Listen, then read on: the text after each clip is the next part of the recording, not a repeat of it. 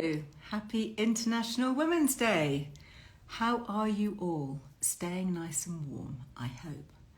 I am quite warm because I've just done a workout. So I got my internal central heating going. So yeah, I've been a bit too warm actually. Anyway, I've got my travel wrap and woolies at the ready. Very nice to see you all.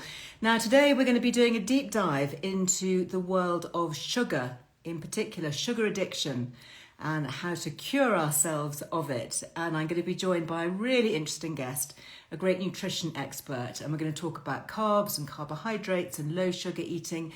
And actually she's written a great book and it's called Why Eating Less and Exercising More Makes You Fat. Who knew? Well, I really want to dig into this. So if this is something that is interesting for you, are you a bit of a sugar addict? You know, do you get to that time in the middle of the afternoon when you think, oh, just got to reach something sweet? You know, it's like, where's the biscuits? Where's the cake? Then drop me a heart. Been really nice to see you. Thanks for all your hearts. Really good to be with you. So let us see if we can get Stephanie Moore to join us.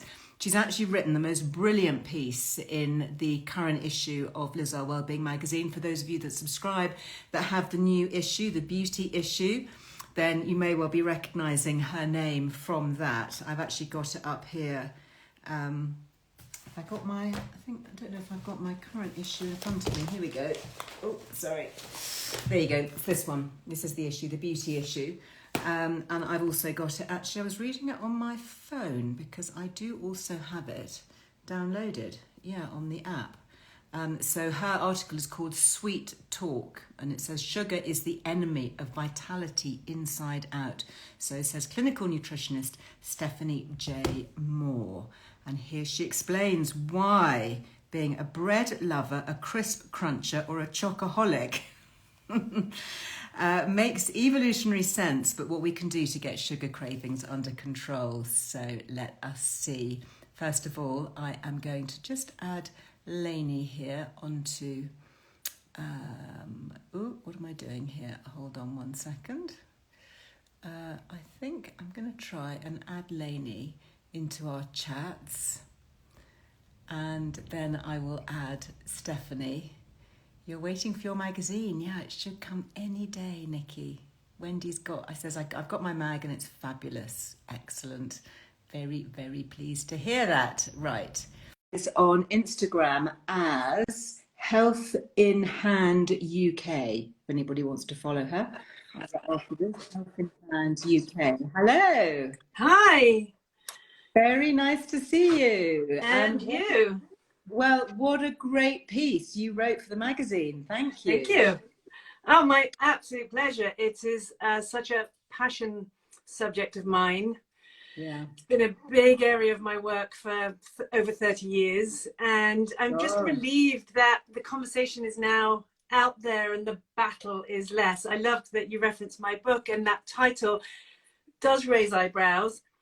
And I really used that title because I was so tired of people being told, eat less, exercise more, that will fix everything. And it doesn't fix everything, because we are so much more complicated than that. And what we eat is so much more complicated than that, because we don't just eat because we're hungry. We eat for so many reasons. So it's way too a simplistic idea as far as weight management. Just eat less. Just do more. So let's talk a little bit about your background. You say you've been doing this for decades. What's been your journey, and what's led you to this moment, and this moment of dramatic discovery, which is going to help us all? Kind of a circuitous route, but in brief, started in performing arts, was working in drama and dance, surrounded by people with achy joints and exhausted bodies and bad feet. So it was just naturally always, 19, 20-year-olds massaging each other, trying to help us to get through rehearsal. And I kept hearing, oh, you've got great hands, you've got great hands. And I was always fascinated by bodies, and I love dancers' bodies and the way they look and that musculature. I must just say, big thumbs up to you. And I'm so happy that you're part of the Strong Arm Club. I love it when you get your muscles out. I mean, you know, I'm sorry, I'm still in my workout gear here because I got a bit delayed, actually. I kind of got sidetracked doing other stuff. I try and exercise first thing, and this morning it just got a bit, you know, the day got carried away with me. So I thought, actually, do you know what? I'm sure everyone won't mind if I just sit here in my workout gear. Of course not. No, absolutely not. And as I say, I really promote that idea of strong, vital women. And that's what I loved when I was watching these dancers. Their bodies were just so strong. It wasn't about being skinny. It wasn't about being thin. It was about being powerful. And I've supported that ever since. So the people I work with, I particularly am looking both at what they're eating, but also how are they moving their bodies and how are they challenging their bodies. So I went into physical therapy as a result of not having enough work as a performer and needing to make some money, but also wanting to understand more about the body. So I trained in physical therapies of various types and was working in that modality, and was very interested in somatic release, which is about how we lock emotion into our bodies. And this was really triggered by one of my very first clients. I was only young, I was 20 years old, went to someone, gave them a massage, was working on them abdominally, quite deep abdominal massage. And this woman I'd never met before, who was probably 30 years older than me, burst into tears. Just so spontaneous and deep and profound. And I mean, she was releasing something, and I had no skills, no knowledge, no real understanding. What had I done? I felt like I might have damaged her or hurt her, but it wasn't. Just this huge amount of emotion had welled up that had been very locked into her digestive system. And this is not at all unusual. We think about emotion and how it affects us digestively. Long story short, I went into psychology. So I did a master's in psychotherapy and was practicing in that field as well as continuing with my physical therapy work, but just felt like something was missing. And started just getting fascinated by nutrition. So even though I was working in the field of therapies, when I wasn't working, I was reading nutrition books. And I'm like, this is fascinating. Hobby. And there's something connecting everything here. So that was, about 20 odd years ago now, I did a nutritional medicine degree. And then over the last 10, 15 years, it's all come together. That these different fields, you know, how well we respond to exercise. Do we build muscle or not? How do we store our body fat? What's our mental health doing? I saw a great article on your website about that, and the gut microbes, big area that I work in, and how they directly affect what our brains do and our anxiety and depression. So mental health, physical health, gut health, nutrition, they are so deeply and profoundly interlinked. And I just feel so fortunate that my career just got me there almost by accident, but through my curiosity. And so now I work kind of combining it all. Amazing. And the article that you wrote for us in the new issue of the magazine is very much about sugar, and it's about how it's the enemy of vitality, both on the outside and the inside. Can we look specifically at the role of sugar and why it's such a baddie? I mean, I think we all know we should cut down on sugar, but why? Why is it so bad? Gosh, there are so many reasons. I'll try and keep it simple. I think one of the headline reasons is the knock-on effect of what eating sugar does to us. So when we eat sugary foods, or foods that are high in sugar, but other foods too, that then put lots of sugar into our bloodstream. That's really the critical point. Is the food you're eating going to elevate your blood glucose, your blood sugar levels? And that can be problematic, particularly if it happens frequently to high levels. So if you're eating foods that elevate blood sugar, you have high blood glucose. High blood glucose then has a knock-on effect that's problematic in a number of ways. Critically, it's inflammatory. So we know that a lot of chronic diseases, aging, wear and tear internally in the body is caused by too much inflammation in the body. So when I talk to my groups, I'm talking about how all this hot sugar in your bloodstream, think of a creme brulee, that sort of hot, sticky sugar on top of a creme brulee, it's hard and crispy. And that's what you're doing to your blood vessels, to your cell walls, to your collagen. It's a process called glycation, where sugar and proteins bind together and they cause sort of hardening and crispiness. And that stops our proteins working properly, whether it's collagen and elastin in the skin. Yeah, I've Or heard of it's, glycation, and yeah, one of the reasons that sugar is so bad for the skin and is so aging is because of this process called glycation. absolutely. Think of it as when you're toasting a piece of bread and it turns brown.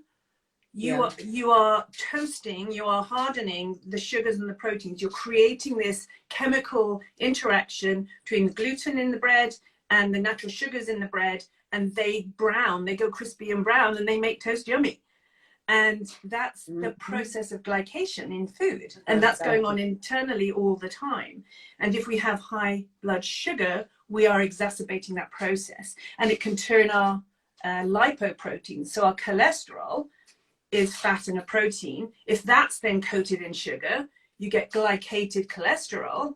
That's the horrid stuff that you don't want, not the fluffy stuff that does all the good jobs. So yeah, because some cholesterol is really good, isn't it? It's just about, differentiating. We can't just talk about blanket cholesterol bad.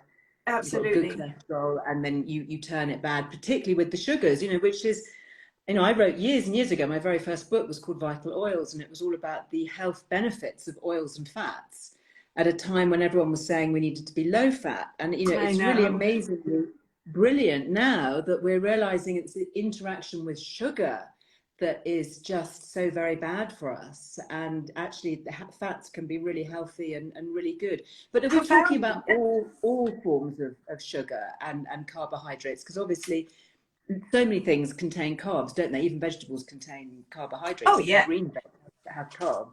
Yeah, and I do clarify that point, because people say to me, "Oh, I'm carb free." I'm like, "You're probably not. You may be cutting down on your Not really. I wouldn't want you to be, unless you're a carnivore entirely. Then that's not advised either." So yes, of course, all vegetables, all fruits, nuts and seeds, beans and lentils, healthy foods contain carbohydrates, and they're bound up in fiber when you eat them in their whole form, and so we absorb less of those carbohydrates. There's less of them anyway in whole foods, and the fiber helps to slow down the release of the sugars into the bloodstream. It's the highly processed foods. It's really not anything mysterious. It's the foods that we have processed, taken out of their natural form, added lots of things to, refined, anything in a packet, anything with lots of ingredients. But then you do have some natural foods that can be more aggressive. In my 20s, I was a low-fat vegan. I was following a low-fat diet because everybody was saying it was healthy. I'm a vegan by heart. My body is definitely a caveman who needs some meat, so I'm no longer. But I became diabetic at 28. I was osteopenic, sarcopenic, and diabetic at 28. I was running every day and on a low-fat vegan diet. That's terrifying.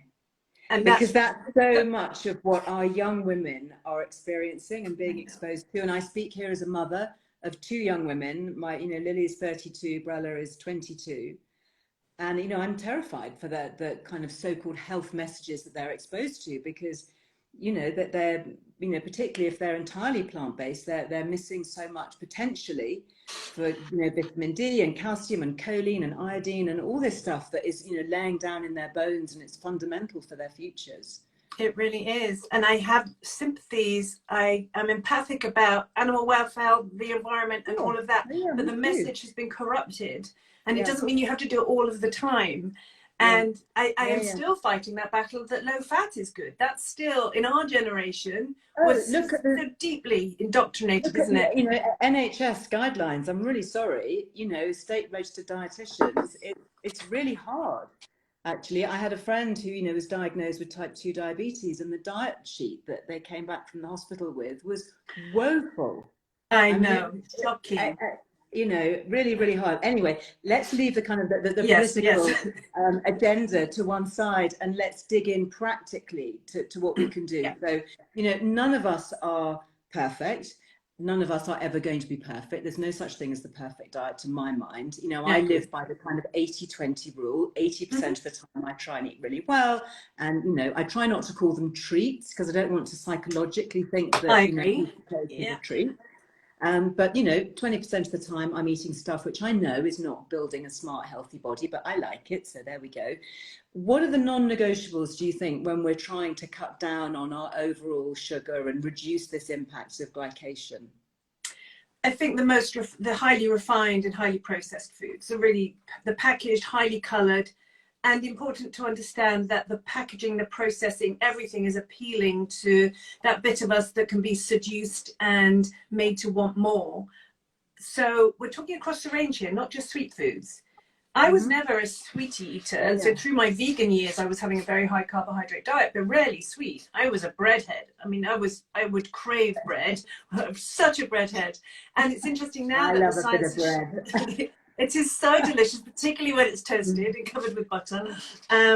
But how the gluten, the protein in bread, can trigger a sort of opioid reaction and get us addicted. It's not woo-woo. It's not something that people are imagining in. Some people are much more susceptible than others. But Yeah, that's the key. bread's made of wheat. Because of what we've done to our modern wheat, it has a higher carbohydrate yielding effect on blood sugar. So too much wheat, too much white rice, anything that tastes particularly sweet is triggering a response in our brain that makes us want more. And that's critical to understand, that we have this hardwiring that is ancient that made us want to find quick, fast fuel, because back then it would have allowed us to survive, to be better hunter-gatherers. It would have been so rare to find anything that spiked our blood sugar. And the spiking of the blood sugar in and of itself is so inflammatory and damaging and causes crashes that then make us want more sugar to pick us back up again. So we get on this crazy, exhausting cycle. So I have a very simple... Can we just come back to bread for a sec? Because you talk about being a breadhead, and there's a lot of chat I can see on the messages here about sourdough. Yeah, love a good sourdough.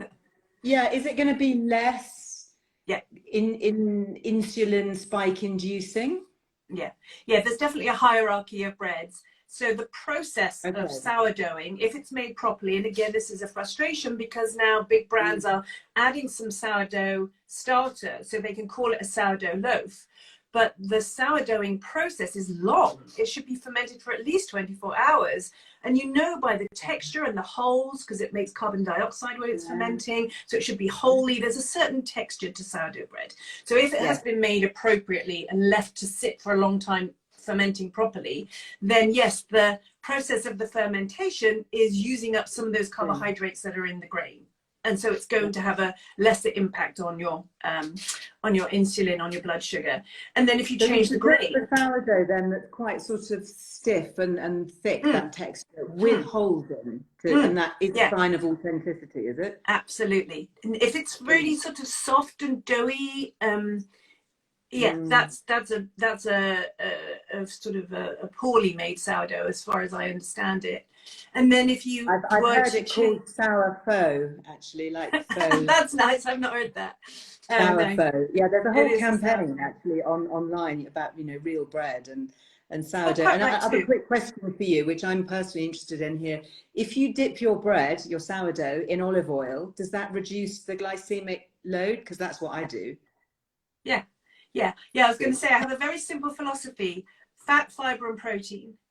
Fat, fiber, and protein all help to put a lid on the blood sugar response. So if you are having something that is what we call high glycemic, has a high insulin response, blood sugar response, if you have a smaller amount of it and have present at the same time of the meal something that contains protein, something contains fat and fiber, then it's going to take a much longer time to be absorbed into your bloodstream. It's going to be held down by the body trying to break down all the fat, the fiber, the protein. So its impact is going to be much less. So yes, absolutely, some good butter or some good olive oil. So exactly, loads of butter, which is what I use, or olive oil as well. Sometimes I do both. I'm being asked questions here about what about homemade bread? What about rye bread? Yes, so wheat, because of what we've done to it these days, is particularly aggressive for numerous reasons, not just blood sugar. So then a better grain, and so one could have a sourdough rye as opposed to a sourdough wheat bread. Rye has been less messed around with. It has a higher nutrition content. It has a lower gluten content. It's just all round more natural, more nourishing. Okay. It's Rye denser. sourdough. It's a lot heartier. It's a lot less addictive. That sort of moorishness of a gorgeous toasted sourdough wheat. Less so, but still delicious with your eggs or your goat's cheese or whatever you might want on it, an avocado. Yeah. So rye would be a better one. And then also look for pumpernickel, because good pumpernickel also is a sourdough. It's a very sort of granular. Not bread though, is it really? Well, come on. I mean, I've being tried married to an love Austrian. pumpernickel. The Austrians do love their sorry. pumpernickel. It doesn't do it for me, pumpernickel. Well, if I toast it well enough and it takes several dunks, then I'll have eggs on that or sardines on that. Great food. Nice. Sardines with the bones, and then that on a good bit of toasted pumpernickel with a good bit of olive oil and some avocado. Delicious. So yes, so there are ways absolutely to incorporate it. I am not suggesting, unless there are very extreme reasons, that anybody needs to be completely bread free. It's about frequency. It's about what you're having with it. It's about when you're having it. So if you've just done your workout, you've emptied your muscles of their sugar store.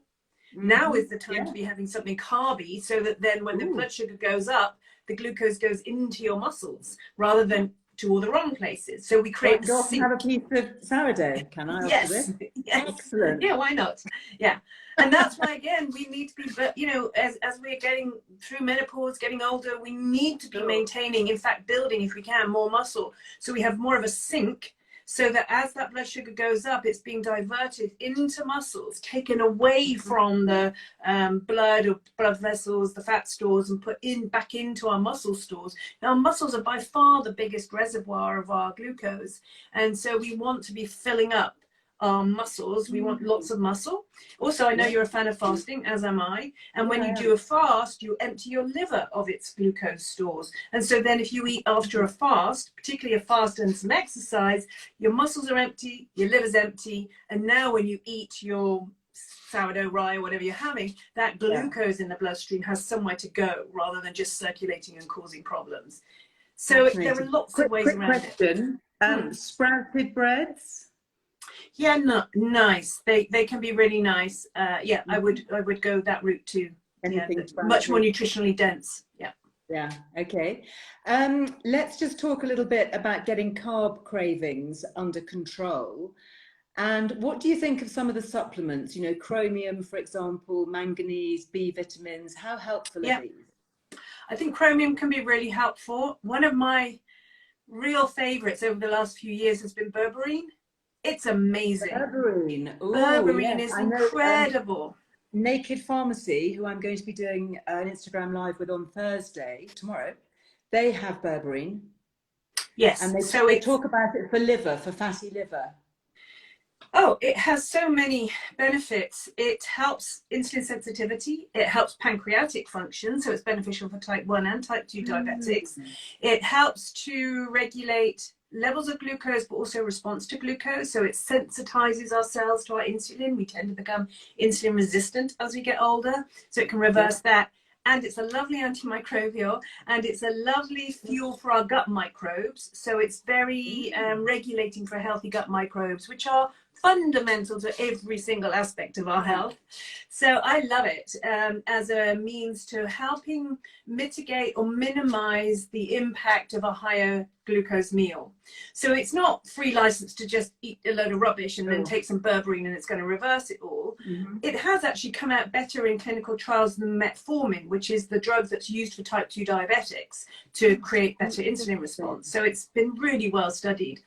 And it's just a plant compound that comes from various different plants, golden seal and things, and easy to get these days. Very safe. Yeah, I'm a big fan of that. I'm going to look into berberine, definitely.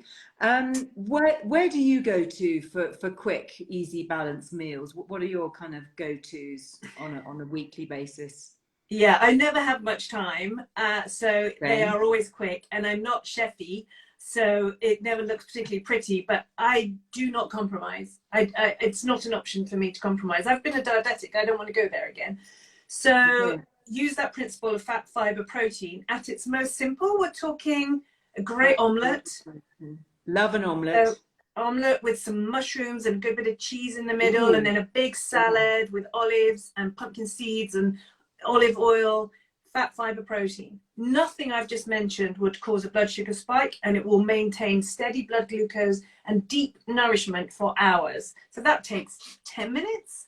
Wow. Yesterday I made a big shashuka. I'm not sure you say it like that. Shashuka, which is the tomatoes. Is that tomato and egg? Tomatoey stew. So I put black beans in and butter beans with a base of any vegetables I had lying around. So onions, garlic, leeks.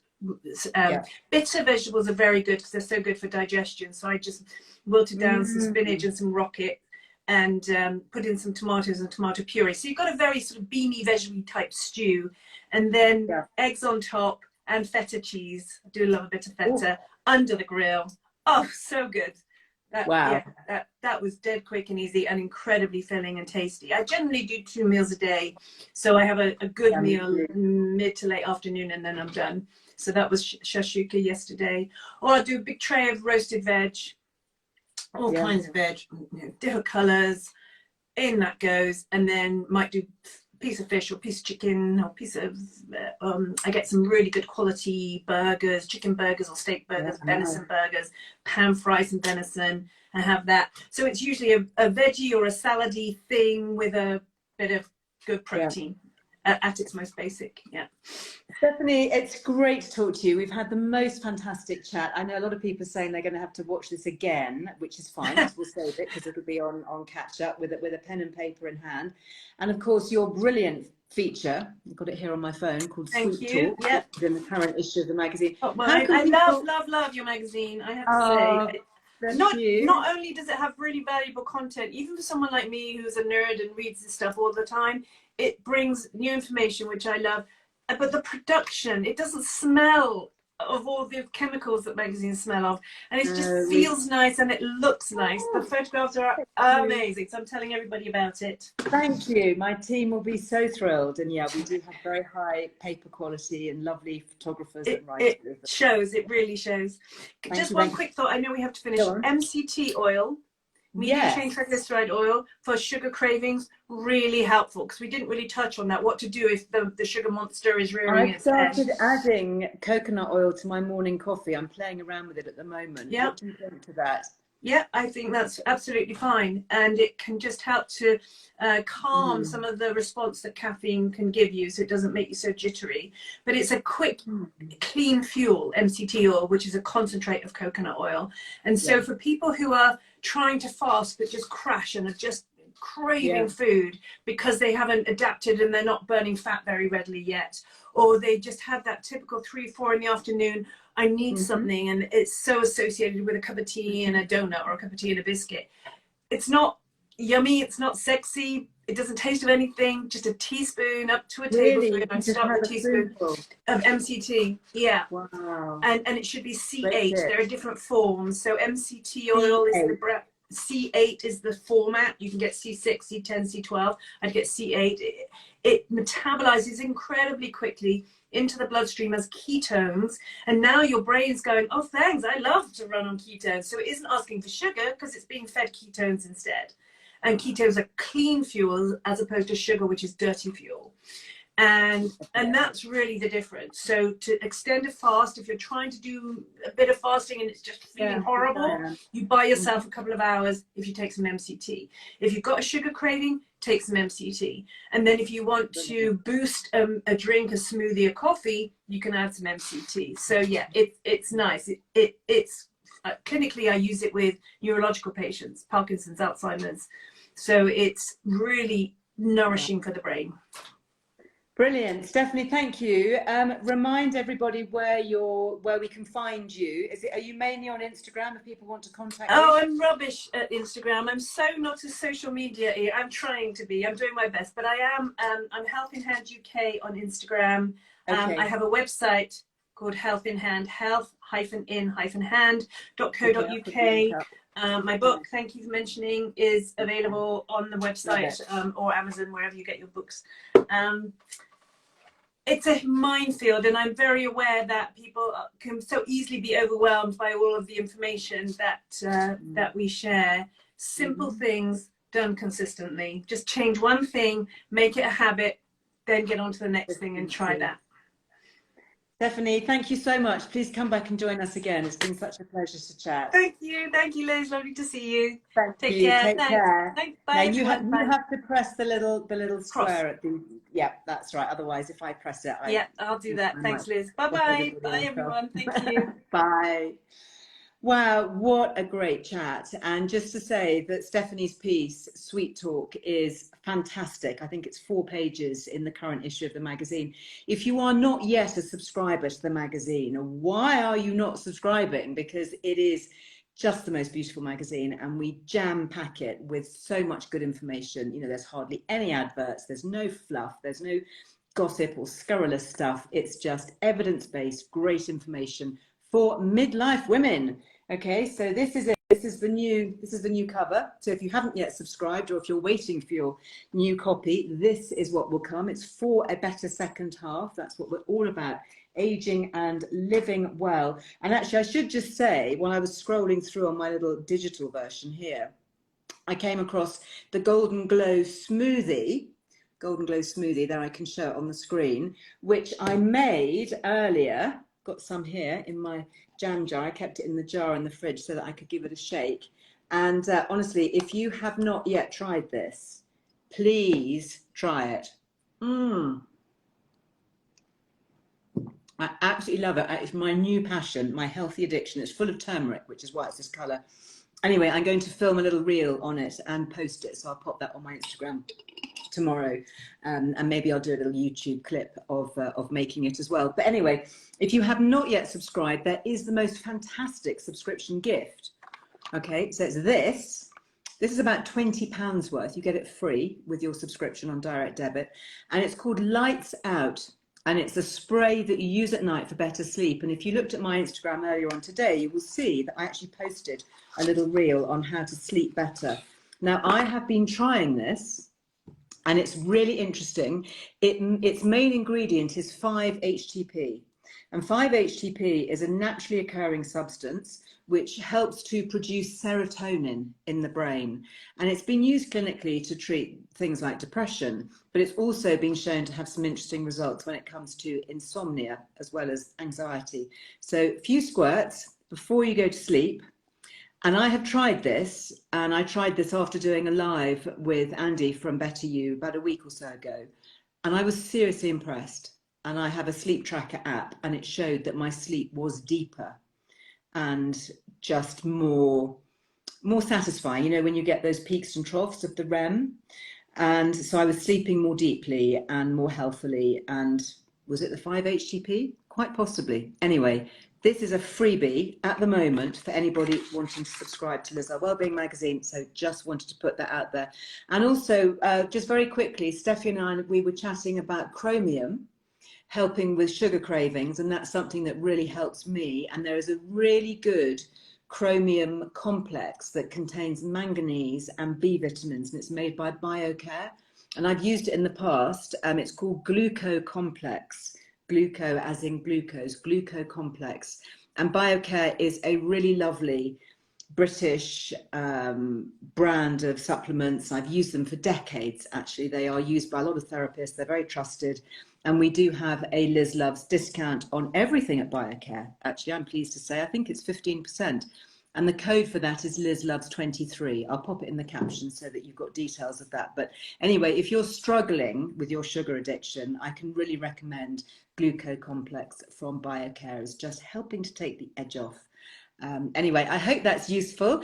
Happy International Women's Day. Lovely to connect with so many wonderful women here. And I will be back on Thursday. I'll be back with The Naked Pharmacy, as I mentioned before, with Kevin Levers. So let's have a little chat about berberine and more. And we'll also be talking about saffron and saffron for anxiety and depression and ADHD and neurodiverse issues. So I'm looking forward to that. Thank you for all the hearts. Lovely to see you. See you again very soon. See you Thursday.